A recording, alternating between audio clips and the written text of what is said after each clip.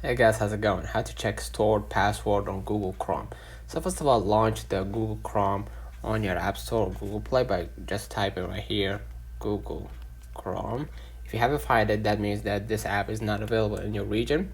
Most likely you won't actually face that step or face that issue. So launch the Google Chrome and then click the three dots at the top right corner and then basically select the settings in your in your Google Chrome and then scroll down to autofill section and then click passwords, and then you will see list of saved passwords. Click the eye icon to see any password to view it, and you may need to enter your device's password first, and now you can see your stored password in Chrome. Another way of doing it, you can go back to your screen and then go ahead to your settings and then go ahead to the passwords, and in here you're going to be able to see all of your passwords on Google Chrome and other browsers. So let me know in the comments if this video helped you.